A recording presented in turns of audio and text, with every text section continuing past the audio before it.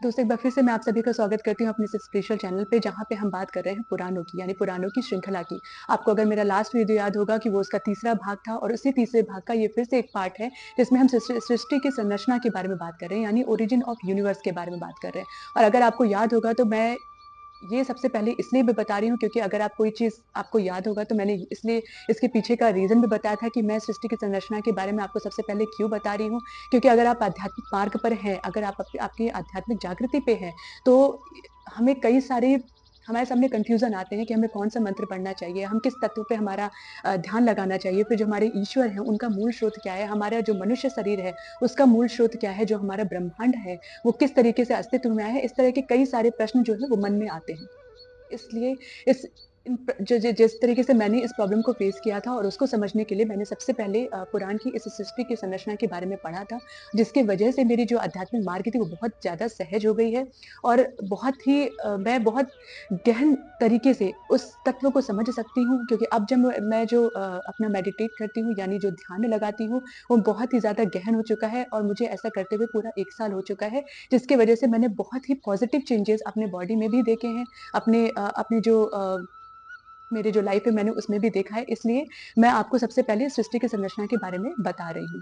और अगर आपको याद होगा तो मैंने इसके लास्ट की वीडियो में ये बताया था कि किस तरीके से ऋषियों की श्रृंखला बनी थी, उन्होंने किस तरीके से ज्ञान का विस्तार किया था और अंत में जो नैमिषारण्य है, जो तीर्थ स्थल है, वहाँ पे श्री लोमहर्षण सूत जी ने 28,000 ऋषियों को इसके ज्ञान का विस्तार किया है, जिसकी वजह से वो उसे सुन सके, समझ सके और जनमानस तक उसको और सहज तरीके से पहुँचा सके। जैसे जो जो हमारे जो नॉर्मल जो एक एक सरल तरीके से मनुष्य है, वो भी उसको सरल तरीके से और समझ सके और अपने मार्ग को और सहज कर सके और मोक्ष की तरफ आगे बढ़ सके।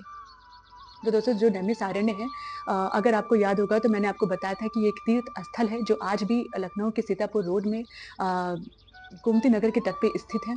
ये एक ऐसी तपोभूमि है जहाँ पे लोग हर साल लाखों की तादाद में जाते हैं और वहाँ पे अपनी आध्यात्मिक प्रैक्टिस जो उनकी स्पिरिचुअल प्रैक्टिसेज़ हैं, उनको करते हैं। वहाँ पे दान करते हैं, तप करते हैं, जिससे कि उनको मोक्ष मिल सके। और दोस्तों इस तीर्थ स्थल के पीछे भी एक पौराणिक कथा है कि जब ब्रह्मा जी एक बार बैठे हुए थे तो ऋषियों के का जो समूह था, वो ब्रह्मा जी के पास जाता है और उनसे आग्रह करता है कि हमें एक ऐसी जगह बताई जाए या ऐसी तपोभूमि बताई जाए, जहाँ पे वो बैठ के तपस्या कर सके और उनको मोक्ष की प्राप्ति हो सके। यानी उन्हें आत्मज्ञान मिल सके, उन्हें सत्य का मार्ग मिल सके, हमें ऐसी कोई एक पवित्र जगह बताइए। तब ब्रह्मा जी ने उन ऋषियों से कहा कि मेरा जो मनोमय चक्र है, इसकी जो परिधि है, ये जहाँ पे गिरेगी, उसी जगह पे आपका जो वो जिस जगह पे ये गिरेगा वो जगह सबसे पवित्र मानी जाएगी और उसी जगह पे आप तपस्या कर सकते हैं। तो उनकी जो मनोमय चक्र की जो परिधि थी, वो इसी जगह पे गिरी थी जिसका नाम नैमिषारण्य पड़ा। इसे नैमिषार भी कहा जाता है और ये धार्मिक जो आध्यात्मिक मार्ग के लिए एक बहुत ही महत्वपूर्ण जगह मानी जाती है, एक महत्वपूर्ण तीर्थ स्थल माना जाता है, जो कि दोस्तों बहुत ही अनकॉमन है। जो सब लोग प्रयाग जानते हैं, काशी जानते हैं या चार धाम के बारे में जानते हैं, जो लोग आध्यात्मिक मार्ग पर होते हैं, वहाँ पे जाकर के तपस्या करते हैं ताकि वो ईश्वर से और डीपली कनेक्ट हो सकें, अपनी आत्मा को उस ईश्वर में समर्पित कर सकें। इसलिए नैमिषारण्य का नाम जब मैंने पुराण पढ़ना शुरू किया था, तो उसमें नैमिषारण्य का नाम आया था, जिसके बारे में बहुत कम लोगों को पता है। तो अगर आप आध्यात्मिक मार्ग पे हैं, तो आप ऐसी जगह पे जा सकते हैं, अपनी स्पिरिचुअल प्रैक्टिसेस कर सकते हैं, जहाँ पे जाके आपको बहुत मानसिक शांति मिलती है और आपके जो आध्यात्मिक मार्ग है, वो और भी सहज हो सकता है। तो दोस्तों अब हम बात करते हैं कि यहाँ पे नैमिषारण्य की बात मैं इसलिए कर रही हूँ क्योंकि यहाँ पे श्री सूत जी ने 28,000 ऋषियों को पुराण के बारे में बताया है। क्योंकि वो ऋषि जो थे उन लोगों ने आग्रह किया श्री सूत जी से जहाँ पे विष्णु जी के लिए यज्ञ चल रहा है कि उन्हें ऐसा ज्ञान दिया जाए जिसको समझ करके वो सत्य के मार्ग पर चल सके, उनको मोक्ष मिल सके। श्री सूत जी अब उनको बताते हैं कि और उन्होंने सबसे जो ऋषि थे, उन्होंने सबसे पहले सृष्टि की संरचना के बारे में पूछा था। उन्होंने सबसे पहले इस ज्ञान को लेने के बारे में उनसे आग्रह किया था कि इस तरह का जो ज्ञान है पहले उनको दिया जाए। इसलिए वहाँ पे श्री सूत जी उनको बताते हैं कि ये जो ज्ञान है, जो संरचना के बारे में उनको पता चला, ये उनको वेद व्यास जी से पता चला है और वेद व्यास जी को गुरु वशिष्ठ से पता चला है और जो वशिष्ठ हैं उनको अग्निदेव से पता चला है और जो अग्निदेव है उनको विष्णु जी से पता चला है। तो जो अग्नि इसलिए इसको अग्नि पुराण कहा जाता है, क्योंकि अग्नि देव जी ने इस जितनी जितनी भी विष्णु जी के गुण पे आधारित है अग्नि पुराण, उनके गुणों के आधार पे उनसे जुड़े जितनी कहानियाँ हैं, जितने तथ्य हैं और जो भी रोचक कहानियाँ हैं, उनके उनके अवतार की कहानी और किस तरीके से वो कलयुग में जन्म लेंगे, इन सब की कहानियों को अग्नि देव जी ने वो गुरु वशिष्ठ को बताया है, इसलिए इसे अग्नि पुराण कहते हैं। तो दोस्तों, अग्नि देवता जो हैं, जो अग्नि देव हैं, उन्होंने, क्योंकि वशिष्ठ जी उनसे आग्रह करते हैं कि उन्हें सृष्टि की संरचना के बारे में बताएँ, उन्हें ऐसा ज्ञान बताएँ जिससे वो परम तत्व के बारे में समझ सकें, पर ब्रह्म कौन है वो समझ सकें, उनके ईश्वर कौन है वो समझ सकें और इस जो पूरी सृष्टि है, ये पूरा ब्रह्मांड है, वो किस तरीके से संचालित हो रहा है, कौन-सी ऊर्जा है जो इस ब्रह्मांड को इस पूरे ब्रह्मांड को संरेखित करती है, उसको संचालित करती है, उसका प्रलय उसका अंत होता है। ये सब चीज़ें किस तरीके से होती हैं, गुरु वशिष्ठ जी अग्नि देव से पूछे और अग्नि देव जी ने उनको बताया कि मुझे ये ज्ञान श्री विष्णु जी से यानी श्री हरि से ही मिला है। तो दोस्तों, अब हम आगे बढ़ते हैं और अग्नि देव जी वशिष्ठ को बताते हैं कि जो अग्नि पुराण है, यानी अब ये कहानी श्री सूत जी ऋषियों को सुना रहे हैं और क्योंकि जो बुक में जिस तरीके से संकलित किया गया है, अब मैंने उसको पढ़ा है और मैं अब ये सारा जो ज्ञान है, जो भी समझा है, उसको मैं आपको एक्सप्लेन कर रही हूँ। यानी आप 2 तरीके से भी समझ सकते हैं कि जी नैमिषारण्य में श्री सूत जी ऋषि को भी सुना रहे हैं और अग्निदेव वशिष्ठ को बता रहे हैं कि अग्निदेव जो है वो वशिष्ठ को बताते हैं कि ये ज्ञान उनको विष्णु जी से मिला है, ये ज्ञान उनको विष्णु जी ने बताया था सबसे पहले और जो अग्निदेव हैं वो बताते हैं कि जो अग्नि पुराण है, सबसे पहले उन्होंने अग्नि पुराण का नाम लिया कि अग्नि पुराण ही का जो एक-एक शब्द है वो ब्रह्म विद्या है। अब दोस्तों, हम यहाँ पे थोड़ा रुकते हैं और ब्रह्म विद्या के बारे में समझते हैं कि ब्रह्म क्या है और विद्या क्या है। तो जो ब्रह्म है दोस्तों, ये बहुत कन्फ्यूज़न क्रिएट करता है कि ब्रह्म और ब्रह्मा ये एक जैसे लगते हैं, जबकि ये दोनों अलग हैं। अब इसके पीछे का आप तथ्य समझिए कि जो ब्रह्म है वो ब्रह्म का मतलब जो संस्कृत शब्द से लिया गया है, जिसका अर्थ होता है व्रीह, यानी व्रीह धातु से लिया है, जिसका अर्थ होता है व्यापक, जिसका अर्थ होता है निराकार, जिसका कोई अंत नहीं है, ना तो उसका प्रारंभिक कोई बिंदु है, ना कोई अंत बिंदु है, जिसमें जो कि सगुण है, जो कि निर्गुण है, जिसमें कोई गुण नहीं है, जिसका कोई छोर नहीं है, उसे हम कहते हैं ब्रह्म। यानी जब आप अपने यानी अग्नि पुराण के अनुसार विद्या है जो ब्रह्म विद्या है, वही मनुष्य के लिए सबसे परम ज्ञान प्रदान करता है, वही वो परम ज्ञान को समझ करके ही मनुष्य को मोक्ष की प्राप्ति हो सकती है, ये अग्नि पुराण के अनुसार बताया गया है। यानी जब हम अपने आध्यात्मिक मार्ग पर होते हैं, तो हम मेडिटेट करते हैं, हम ध्यान लगाते हैं, हम अपने ईश्वर के जो सगुण रूप है, जो उनका निर्गुण रूप है, उस पे ध्यान लगाते हैं, उसी को हम ब्रह्म विद्या का अभ्यास बोलते हैं। ये वही ब्रह्म विद्या है, क्योंकि इसमें आत्मज्ञान होता है। इस ब्रह्म ज्ञान को समझ करके आपको आत्मज्ञान होता है, आपको एक एक अलग से अनुभव होता है कि जो आपका शरीर है, वो अलग है और जो आत्मा है, वो अलग है। यानी जो आपकी आत्मा है, वही ब्रह्म है, यानी अहम ब्रह्मास्मि। वही ब्रह्म का एक अभिन्न अंग है, यानी जो ये ब्रह्म है, वही परम तत्व है और उसी के जो हमारी आत्मा है, वो उसी परम तत्व का एक अभिन्न अंग है। लेकिन जब हमें ये ज्ञान प्राप्त नहीं होता है दोस्तों, तो हमें लगता है कि हम एक शरीर हैं और हम अपने आप को एक शरीर मान लेते हैं। हम अपने आप को सीमित कर लेते हैं, हम अपने पद प्रतिष्ठा यानी अपने चेहरे से, अपने नाम से हम अपने आप को सीमित कर लेते हैं। लेकिन आध्यात्मिक मार्ग आपके इस कन्फ्यूज़न को दूर करता है, आपको एक ज्ञान प्रदान करता है, आपको आत्मज्ञान की अनुभूति होती है, जहाँ पे आपका मन बहुत एकाग्र हो जाता है, आपकी इंद्रियाँ बहुत वश में आ जाती हैं और आपको ये अनुभूति होती है कि आपका जो आत्मा है, वो उसी ब्रह्म विद्या का यानी उसी जो परम तत्व है, उसका ही एक अभिन्न अंग है। तो दोस्तों, ये ब्रह्म है। अब हम विद्या की बात करते हैं, यानी ब्रह्म और ब्रह्मा ये दोनों अलग हैं। जो ब्रह्मा जी हैं, वो भगवान है जो कि रचयिता है इस सृष्टि के। तो अब आपको समझ में आ गया होगा कि जो ब्रह्म है वो अलग है और जो ब्रह्मा है वो अलग है। अब हम बात करते हैं विद्या की। अगर आपको याद हो तो ब्रह्म विद्या, तो विद्या जो है वो है पराविद्या और अपर विद्या। यानी जो पर विद्या है, उसको ही सबसे ज़्यादा महत्वपूर्ण माना गया है अग्नि पुराण के अनुसार, क्योंकि जो पर विद्या है, जो हमारे ईश्वर हैं, जो निर्गुण हैं, जिनका कोई आकार नहीं है, वो सिर्फ़ एक प्रकाश है, वो सिर्फ एक बिंदु है। तो जब हम अपने आध्यात्मिक मार्ग पर बहुत गहन तरीके से पहुँचते, जब हम बहुत गहन हम इस प्रैक्टिस को करना शुरू करते हैं, तो हमारा जो ध्यान होता है उस बिंदु पे लग जाता है। मतलब 1 डेढ़ साल के बाद जब आप प्रैक्टिस करते जाते हैं, तो आपको एक प्रकाश दिखाई देता है। वो प्रकाश ही हमारे ब्रह्म है, वही तत्व है, वही प्योर चेतना है, वही शुद्ध चेतना है।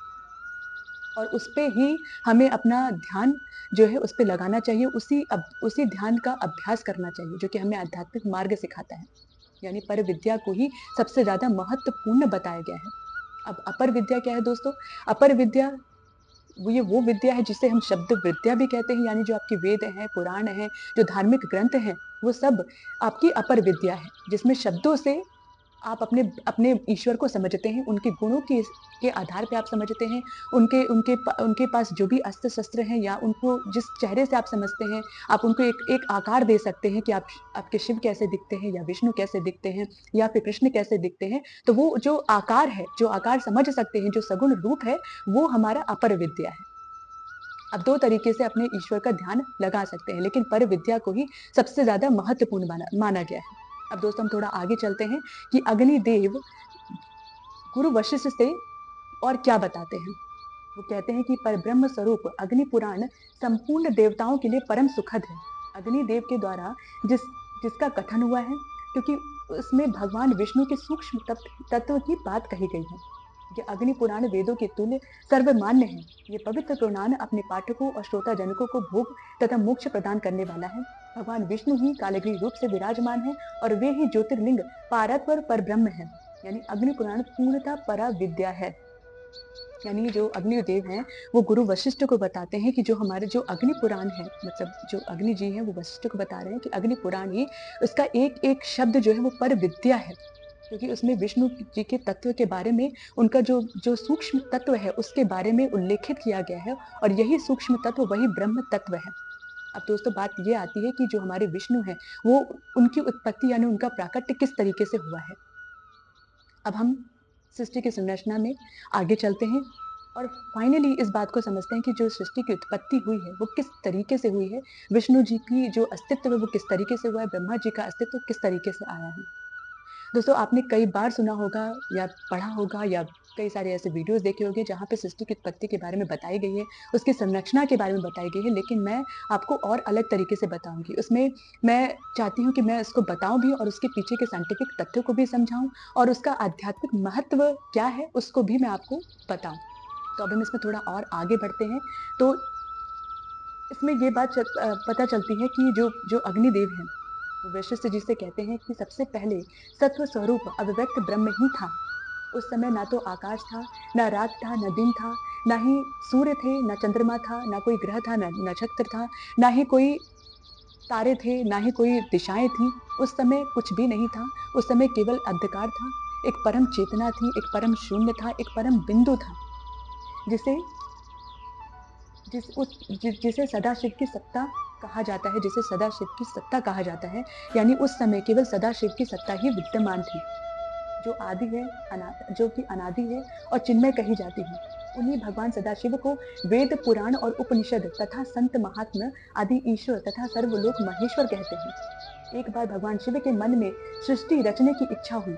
उन्होंने सोचा कि मैं एक से अनेक हो जाऊं। यह विचार आते ही सबसे पहले परमेश्वर शिव ने अपनी पराशक्ति अंबिका को प्रकट किया और उनसे कहा कि हमें सृष्टि की रचना के लिए किसी दूसरे पुरुष का सृजन करना चाहिए, जिनके कंधे पर सृष्टि का संचालन का महान भार रखकर हम आनंद पूर्वक विचरण कर सके। ऐसा निश्चय करके शक्ति सहित परमेश्वर शिव ने वाम अंग के 10वें भाग पर अमृत मला और उस अमृत के मलते ही वहां पे तत्काल एक दिव्य पुरुष प्रकट हुआ। उनका सौंदर्य अतुलनीय था और उनमें सत्व गुण की प्रधानता थी। वो परम शांत तथा अथाह सागर की तरह गंभीर थे। उनके हाथ में शंख चक्र गदा सुशोभित था। उस दिव्य पुरुष ने उस भगवान को प्रणाम किया और पूछा कि हे भगवान, अब आप मेरा नाम बताएं। तब शिव जी ने कहा कि व्यापक होने के कारण तुम्हारा नाम विष्णु होगा। सृष्टि का पालन करना तुम्हारा कार्य होगा। इस समय तुम उत्तम तप करो। और फिर विष्णु जी ने कठोर तपस्या आरंभ की और उनके तपस्या के श्रम से जल धाराएं बहने लगी, जिससे पूरा आकाश जल से भर गया। अंततः थक करके के विष्णु जी ने उसी जल में शयन किया। जल अर्थात नार में शयन करने के कारण ही श्री विष्णु को एक नाम नारायण भी दिया गया। यानी उन्हें हम नारायण इसलिए कहते हैं क्योंकि जब वो जब उन्होंने तपस्या की, जिसकी वजह से उनके श्रम से जो जल धाराएं बही, उससे पूरा आकाश मंडल ढक गया और उसमें उन्होंने शयन किया थक करके, जिसके वजह से उनको नारायण कहा गया। तो दोस्तों, इससे पता चलता है कि सबसे पहले हमारी जो जल है वो अस्तित्व में आई। यानी हमारे, अगर आप देखो तो मनुष्य का जो शरीर है वो 70% ऑफ वाटर से बना हुआ है। हमारी जो पृथ्वी है वो भी 70% ऑफ वाटर से बनी है। यानी हमारे जो पृथ्वी है उसको ब्लू प्लैनेट कहा जाता है। यानी सबसे पहले जल ही अस्तित्व में आया था। तदंतर सोए हुए नारायण की नाभि से कमल प्रकट हुआ। उसी समय भगवान शिव ने अपने दाहिने अंग से चतुर्मुख ब्रह्मा को प्रकट करके उन्हें कमल पर डाल दिया। माहेश्वर की माया से मोहित होकर बहुत दिनों तक ब्रह्मा जी उस कमल के नाल में ही भ्रमण करते रहे, पर उन्हें अपनी उत्पत्तिकर्ता का पता नहीं लगा। तो दोस्तों, इसमें इसमें जो विष्णु है और जो ब्रह्मा है, उनका जो अस्तित्व कैसे अस्तित्व में वो कैसे आए, इसमें मैंने आपको बताया। अब जो श्री ब्रह्मा, जो विष्णु जी हैं, उन्होंने ही उनके, जब वो अपने नार में शयन कर रहे थे, यानी उस जल में जब शयन कर रहे थे, तो उनके वीर्य से एक स्वर्ण अंडा प्रकट होता है, जिसको हिरण्यगर्भ का नाम दिया गया। यानी ये अग्निदेव जी वशिष्ठ को बता रहे हैं कि उनके वीर्य से ही उस स्वर्ण अंडे का प्राकट्य होता है, और उस स्वर्ण अंडे को उन्होंने हिरण्यगर्भ का नाम दिया। उस उस अंड के अंदर ही, उस स्वर्ण अंड के अंदर ही जो हिरण्यगर्भ एग है, उसके अंदर ही उसमें सारे जितने भी हमारे सजीव निर्जीव जाति और जितने पशु पक्षी हैं, उन सबका पोषण होता है उस एग के अंदर, इस स्वर्ण अंड के अंदर। और उसको कुछ सालों के बाद वो उसमें एक तेज विस्फोट होता है। एक दैवीय ऊर्जा की वजह से उस अंड के अंदर एक तेज विस्फोट होता है, जिसकी वजह से वो 2 भाग में विभक्त हो जाता है। एक भाग से गोलोक बनता है और उसके बीच का जो भाग था उससे आकाश तत्व जो था वो अस्तित्व में आता है, और जो उसके नीचे का भाग था उससे भूलोक बनता है। तो दोस्तों, अब हम इसके नेक्स्ट वीडियो में बात करेंगे कि जो विष्णु जी हैं, वो वाम अंग से क्यों प्रकट हुए, उनके क्या लक्षण थे कि वो वाम अंग से प्रकट हुए, और ब्रह्मा जी दाहिने भाग से क्यों प्रकट हुए। यानी अब इसके नेक्स्ट वीडियो में मैं आपको और एक्सप्लेन करूंगी। ये वीडियो और लंबा ना हो, जिससे आप इतनी बात को अच्छे से समझ सके, इसलिए मैं इसे यहाँ पे रोकती हूँ, और इसके जो साइंटिफिक रीजन है उसके लिए मैं नेक्स्ट वीडियो में आपको एक्सप्लेन करूंगी। आई होप कि आपको अब तक का ये वीडियो समझ में आया होगा। अगर कोई कंफ्यूजन है, कुछ आप प्रश्न पूछना चाहते हैं, तो मुझे कमेंट बॉक्स में कमेंट जरूर करें। जय श्री राम।